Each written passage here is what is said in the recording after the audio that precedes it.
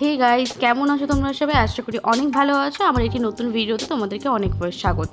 তো আজকে তোমাদেরকে একটা রেসিপি দেখাবো, সেটা হচ্ছে ফেলে দেওয়া এই ফুলকপির পাতাগুলো সে আমরা কীভাবে আজকে একটা রান্না করতে পারি। একটা দুর্দান্ত স্বাদের এই রেসিপিটা তোমাদের সাথে আজকেই সেটা আমি শেয়ার করব। আর গরম ভাতে কিন্তু এটা জাস্ট জমে যায়। দেখো, প্রথমে ফুলকপির পাতাগুলো তোমাদেরকে দেখিয়ে নিয়েছি, আর এখানে কীভাবে পাতাগুলোকে কাটতে হবে, মানে ছাড়াতে হবে, সেগুলো তোমাদেরকে দেখিয়ে দিলাম। তো তারপরে পাতাগুলোর মধ্যে না বেশ বালি থাকে, তো এগুলোকে ভালো করে কিন্তু ধুয়ে নিতে হবে। আমি তোমাদেরকে এখানে একবার দেখিয়েছি, আমি দুবার ভালো করে ধুয়ে নিয়েছি। তোমরা তোমাদের মতন ভালো করে সুন্দর করে ধুয়ে নেবে, যাতে বালি না থাকে এর মধ্যে, নাহলে কিন্তু এটা অসুবিধা হয়ে যাবে। আর এইগুলো হচ্ছে ফুলকপির সেই পাতার ডাটাগুলো, এইগুলোতে একটা রেসিপি তোমাদেরকে কাল আমি শেয়ার করবো কালকে। তো দেখো, এখানে গরম জল বসিয়ে দিয়েছি। এটা কিন্তু আমাদেরকে একটু ভাপিয়ে নিতে হবে, মানে সামান্য পরিমাণে আমাদেরকে ভাপিয়ে নিতে হবে, যাতে কাঁচা ভাবটা এর মধ্যে না থাকে। আর না, যদি তোমরা ভাপাতে না চাও তাহলে এটাকে তোমরা হালকা মানে কড়াইতেও তোমরা নেড়ে চেড়ে নরম করে নিতে পারো, বাট ভাপিয়ে নিলে আমার মনে হয় বেশি বেটার হয়। তো দেখো, এখানে গরম হয়ে গেছে, গরম করে আমি এটাকে ভাপিয়ে নিচ্ছি। তো ভাপানো কমপ্লিট। এবার এটাকে কি করব, মিক্সি জারে দিয়ে দিয়েছি। আমি এতটা পরিমাণেই করছি, তোমরা তোমাদের মতন করে করবে।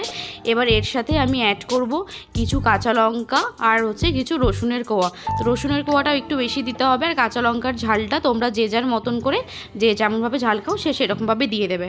তো দেখো, এখানে পেস্ট হয়ে গেছে আমার, খুব সুন্দর করে মিহিনে একটা পেস্ট করে নিতে হবে।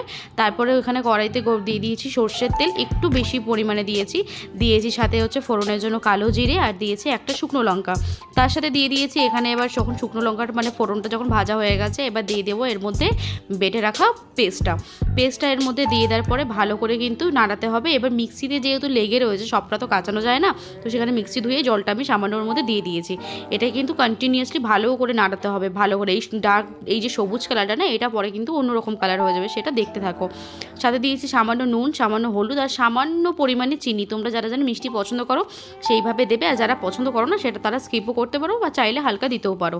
এবার দেখো, এটাকে ভাজতে ভাজতে কতটা কালার হয়ে গেছে, মানে কীরকম ডার্ক হয়ে গেছে। এটা কিন্তু এখনও হয়নি, এটা কিন্তু কন্টিনিউয়াস নাড়াতে হবে। এই সময় কিন্তু খুব ছেটে, যেহেতু মানে ফুটছে এটা আর কি, সেই জন্য। এবার দেখো, এই যে ডার্ক কালারটা চলে এসেছে, এটা কিন্তু ফাইনাল আমাদের হয়ে গেছে।